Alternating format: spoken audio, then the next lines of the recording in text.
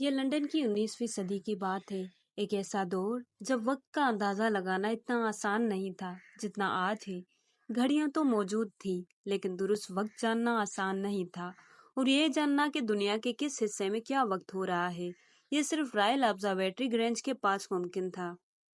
Royal observatory Grange جو دنیا کے وقت کا مرکز سمجھی جاتی تھی، یہاں سے معلوم ہوتا تھا کہ کس وقت دن کا آغاز ہوتا ہے اور کون سا لمحہ تاریخ بننے جا رہا ہے۔ لیکن اس معلومات تک رسائی صرف مخصوص لوگوں کو حاصل تھی۔ عام لوگ یا تو کسی بڑی گھڑی کے سہارے وقت جانتے تھے یا پھر رائل آبزرویٹری کے کسی ماہر کو یہ کام سونپتے تھے۔ بڑی ساز، بینک، حکومتی دفاتر اور بڑے کاروباری ادارے اپنی سرگرمیوں کو وقت کے مطابق چلانے کے لیے وقت کے بارے میں محتاط ہوتے تھے۔ انہیں یہ یقین دہانی کروانی ہوتی تھی کہ ان کی گھڑیاں رائل آبزرویٹری کے وقت کے مطابق چل رہی ہیں۔ مگر پھر ایک خاندان سامنے آیا جو اس مشکل کا حل لے کر آیا۔ یہ تھا بیل ول خاندان۔ اس خاندان کے لوگ ہفتے میں 3 بار گرینج جاتے، وہاں سے اپنی خاص گھڑی کو درست وقت کے مطابق سیٹ کرتے اور پھر لندن کی گلیوں میں نکل جاتے تاکہ مختلف کاروباروں اور لوگوں کو درست وقت فروخت کیا جا سکے۔ 1836 میں جان ہنری بیل ول نے وقت بیچنے کا کاروبار شروع کیا۔ وہ ہر روز صبح سویرے رائل آبزرویٹری پہنچتے، کی گھڑی کو وقت کے ساتھ سیٹ کرتے اور پھر اپنی چھوٹی بگی پر سوار ہو کر پورے لندن میں اپنے کلائنٹس کے پاس پہنچتے۔ ان کے گاہکوں میں گھڑی ساز، بینکرز اور بڑی کمپنیاں شامل تھیں۔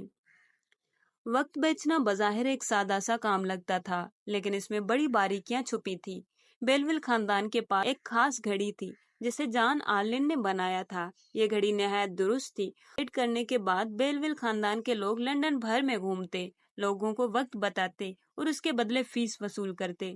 جان ہنری بیل ول کے وفات کے بعد ان کی بیوہ ماریا نے یہ کام سنبھالا اور پھر ان کی بیٹی روتھ بیل ول نے، کو لوگ دی ٹائم سیلر کے نام سے جانتے تھے۔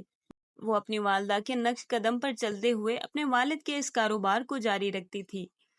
روتھ ہر روز صبح سویرے گرینج آبزرویٹری جاتی اور وہاں اپنی گھڑی آرلینڈ کو درست کرتی۔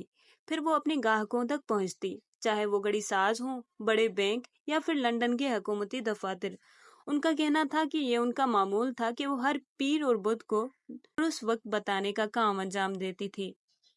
وقت کا بیپار اس وقت کے لیے ایک منفرد اور حیرت انگیز کاروبار تھا اور روتھ نے اسے کامیابی کے ساتھ جاری رکھا۔ روتھ بیل ول کو جان وائن نامی شخص سے مقابلہ کرنا پڑا جو لندن میں اپنی گھڑیوں کے کاروبار کے ساتھ سامنے آئے۔ جان وائن نے روتھ پر الزام لگایا کہ ان کا وقت پرانا اور ناقابل اعتماد تھا اور وہ اپنی عورت ہونے کا فائدہ اٹھا کر گاہکوں کو متوجہ کر رہی تھی۔ وائن کے ان الزامات کا مقصد روتھ کے کاروبار کو نقصان پہنچانا تھا، لیکن اس کا الٹا اثر ہوا۔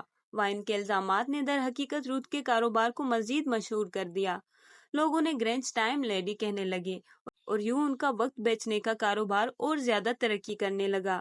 1939 میں اپنے ریٹائرمنٹ سے 1 سال قبل روتھ نے بتایا کہ وہ ہر روز صبح 9 بجے سے پہلے رائل آبزرویٹری پہنچا کرتی تھی اور وہاں سے وقت کی تصدیق کرواتی تھی۔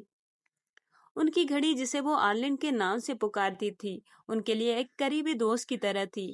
وہ آبزرویٹری پہنچ کر کہتی، صبح بخیر، آج آرلن 4 سیکنڈ آگے ہے، اور پھر انہیں وقت کا تصدیقی سرٹیفکیٹ ملتا۔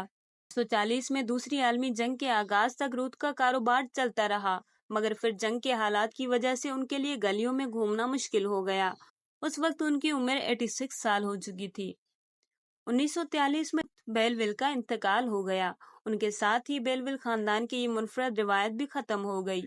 ان کی گھڑی، جسے وہ آرلن کہہ کر پکارتی تھی، آج بھی لندن کی گھڑی ساز عجائب گھر میں محفوظ ہے، جہاں یہ ایک یادگار کے طور پر رکھی گئی ہے۔